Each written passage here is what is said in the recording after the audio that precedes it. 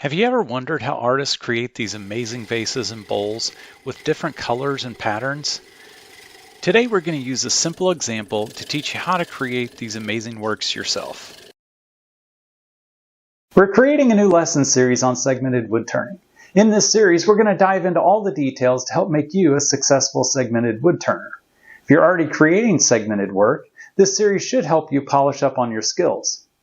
And if you just want the highlights, we've got a video right here that touches on all these concepts in about 16 minutes. I really enjoy segmenting because it sparks my creativity, because we can mix different materials, different wood species, and create truly unique pieces. But with all that design potential, it is really important to have a plan. Here are a couple of my first segmented pieces. As you can see, they turned out, but really not all that great.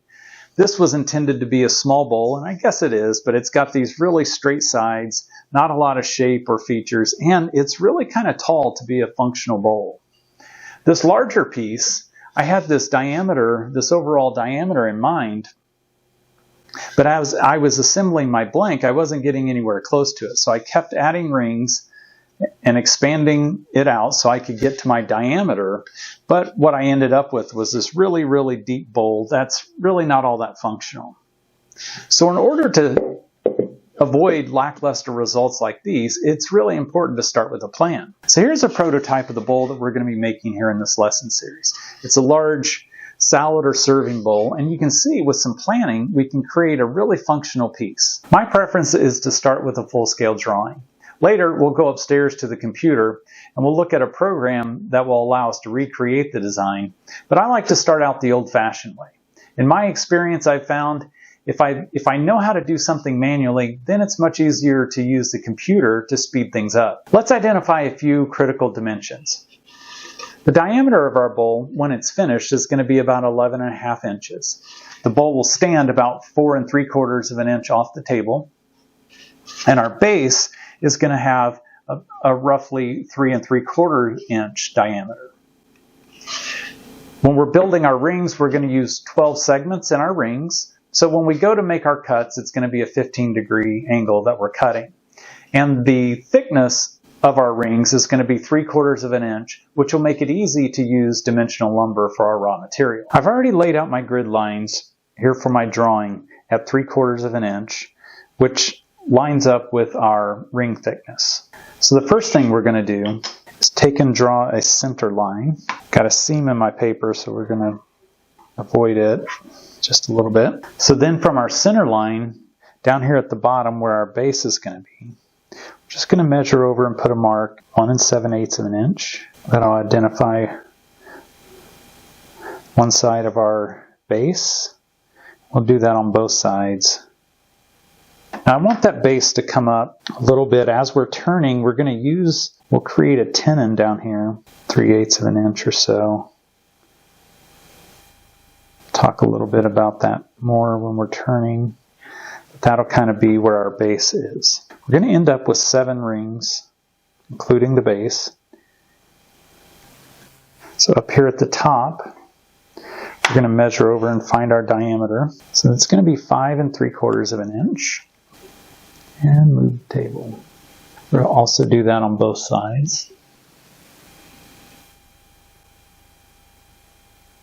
Now with those marks in place, really all I want to do is take and connect this line and this point down here at our base.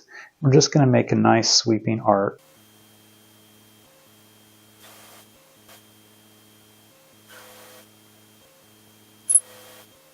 Now down here, all I want to do, I'm going to take and measure, get a couple measurements on this side.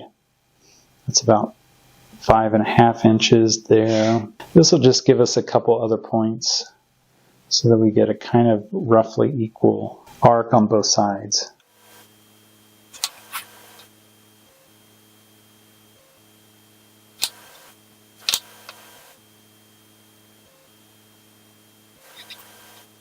So once we have the outside of our bowl established here, I'm just going to measure in about 3/8 of an inch. And that'll be our wall thickness. So we'll just come along here in a couple of locations and mark at that 3/8 point, and that'll give us a pretty good idea where the inside of our bowl is going to be.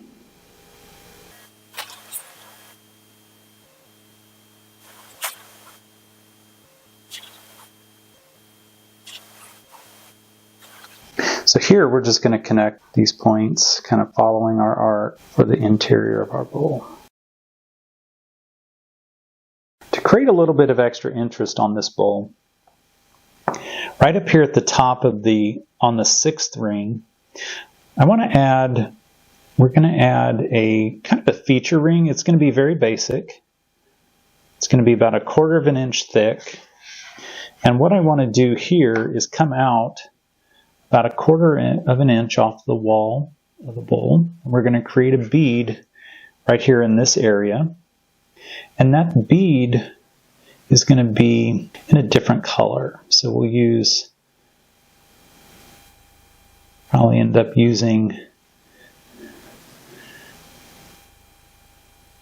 maple on a walnut, with most of the rest being walnut and vice versa. So we're going to create this bead, which is going to protrude about 1/4 of an inch out.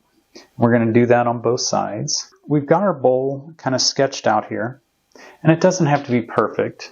Now what I want to do is create our cut list for our rings. So we're going to start over here on the right hand side, and we're going to end up doing this on both sides. And I'm going to come out here about 1/4 inch from the widest point on our curve here. So as we get down here, it'll change a bit, but up here at the top, the wall is pretty well straight up and down. So we're just going to come out here about 1/4 of an inch off this bead. So I'm going to mark that. And then on the inside, I'm going to do the same thing. I'm going to add about 1/4 of an inch to the inside. If we have any shape here, this point down here would be the kind of the narrowest, most narrow point. So we're going to give ourselves about 1/4 inch there and 1/4 inch here. And then all we're going to do, I'm just going to use that as a reference edge. This doesn't have to be perfect, but what we're going to do here is just draw a line there, draw a line there. And what this does is this represents our segment, the thickness of our segment for our ring. Now in this case we've got the bead, so we're using the bead as the widest point. Otherwise we would use the wall, and so we'll kind of change that as we go. Now on this bowl, what I like to do is have the top bead or the top ring and the second ring, ring 7 and 6, I like to make them the same diameter. So I'm just going to extend this line up. And then when we're turning, we'll create that bead. Instead of trying to create extra material here for the bead, we'll turn all this away and create that bead as we're doing our turning. So I'm going to continue that on each of the rings. I'm just going to come down here to my widest point, about 1/4 inch out, there, and then over here. And we're just going to keep doing that. And we want to do that on both sides. So working on the right side, I'm just going to go ahead and fill in those vertical lines.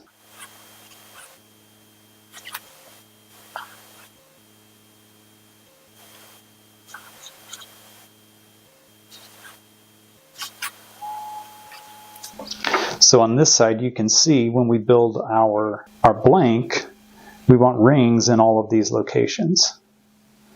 So we can get our curve kind of cut out of that.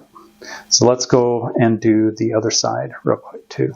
So you can see now we've got our segments kind of marked out for each of our rings. Down here on the base, I'm a little wide. My drawing's a little off. I know that this one is 8 inches, so I've kind of already recorded that. So at this point, all I want to do is measure this outside diameter. And we're going to use that measurement here in our next step. So that's 10 3/16. So we're just going to go along here with at each ring and measure that outside diameter. It's 11 1/8. This one is 11 3/4. We're up here at 12. And the top two, 12 5/8. To start creating our cut list, we're going to start doing a little bit of math. So we've got a formula that we're going to use to create or define the length that we need for each segment. And that formula is segment length SL equals the ring diameter, which is this, times pi, and then we're going to divide that by the number of segments. In this case, that's going to be 12. So we're going to start down here on ring number 2. We're at 10 3/16, which is 10.1875. We're going to multiply that by pi, and I'm just going to use 3.14 for this. And then we're going to take that and divide it by 12. And that's going to give us our segment length, which is about 2 3/4. Once we have the length of the segment, we'll go back to this one, which is a simple one, 2.75, and we know there are 12 of them. So we're going to need at least 33 inches, our total length of our stock. Now that you've seen the calculation, I'm not going to bore you with repeating the calculations for each ring, but what I will do is go ahead and pull that cut list all together and put it on a file. I'll snap a picture and add it to the video. But also, if you'd like a printable copy of the cut list and this drawing, just comment segments in the comment section down below, comment segments, and I'll send you a link to the file where you can get a printable copy of both the drawing and the final cut list. Now that you've seen how to create these designs manually, let's run upstairs to the computer and see if you like that process better. We've made our way upstairs to the computer to check out another design option when we're working on segmented turnings. We're going to use a program called Segment Pro to recreate the bowl that we just drew. We'll go step by step through this program so you can see how quick and easy this option is. I don't have a lot of experience with this program, but I do want to show you how quick and easy it is to create or recreate that simple bowl that we're working on. I like to start in the profiles section, and this brings up a lot of different vessels that have already been created. You can see there's all kinds of options here. And what I generally like to do is to find one that's similar to what I'm wanting to make and kind of start from there. So I'm going to use this open forms. So I'm just going to hit this open profile, and it kind of brings up a bowl very similar to what we're shooting for. So the first thing I'm going to do is come up here in the upper left-hand corner and change my height to 4 3/4. We're measuring in inches. Next, we're going to come down and change the settings down here in this bowl settings section. Now we're working on a 12 segment ring. So I'm going to change the number of segments from 24 to 12. This will also, we're doing a closed segmented ring, so there's no gap in between our segments, but you can kind of see if you wanted to do a project with open segments, you can just toggle that back and forth. Our row thickness is 3/4 of an inch, so I'm going to adjust that. We're going to keep this roughly 3/8 of an inch for our wall thickness or wall width as they show it here, and the base thickness is also 3/4 of an inch. So I'm going to modify that as well. And you can see as we change these numbers, you can kind of see the shift in our bowl blank and this example bowl blank change as we're going through things. Now over here in the summary, we can see our actual height and a couple other figures. The one thing that stands out to me is the maximum diameter is a lot bigger than what we're shooting for. So we want that diameter to be around 11.5 inches. So in order to change that, back down here in bowl settings, I'm just going to come down here under diameter, and I'm just going to toggle this less or more button, right? I could increase or decrease it. In this case, I want to go down, so I'm just going to hit less, and it's just going to keep working that down until we're pretty close to the 11.5 inches that we're shooting for. Okay, from here we're in pretty good shape. The only thing that I really want to do at this point is you can see the base has got a different shape than what I'm really shooting for. I don't really want this type of a foot. So I'm going to adjust, we can adjust these red lines to kind of match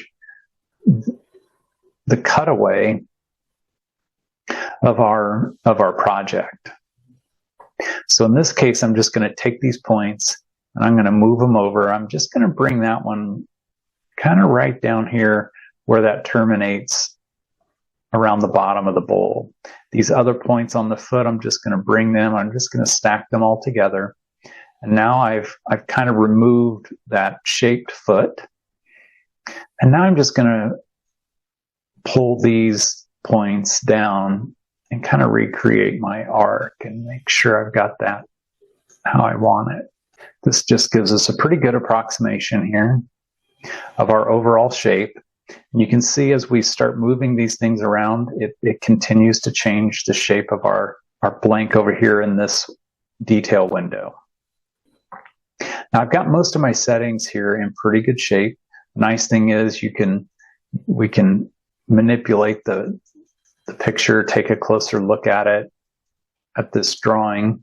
It'll rotate around all kinds of different directions. And the best thing, once we've got, everything is looking good to us, now all we have to do to create that cut list is go over here to the summary tab. And we're really close to the dimensions that we were working with when we did all this manually. So this will give us this width here is on our board. So this is the width of our segments. Now you can see these segments are more narrow than what we were projecting. Now the one detail that I don't have over here is I don't have that feature ring with the bead in it. That comes off about 1/4 inch off of the wall. So that is one difference up here on these rings. We still have 7 segments, just like our drawing by hand. So in order to accommodate that, there's a couple different things we could do. We could add a feature ring in here, but overall we're in pretty good shape. In this case, since the feature that we're adding to this bowl is really simple, we can also just increase the width of the number, basically this number 6 ring. It would be the one we would want to change. We could change both of these. It also gives you the length of the board over here that you need, which will give you kind of a target of, how long, what your raw material needs to be. The segment length is this column right here. So this is just a really quick, easy way to get from design to a cut list so we can start working. And remember, if you'd like a printable copy of the drawing and cut list, just comment segments down below and I'll send you a link to those documents. Now that we've got our cut lists in hand, the next thing to do is start cutting our segments. So I'll meet you back in the shop in our next lesson and we'll pick it up there.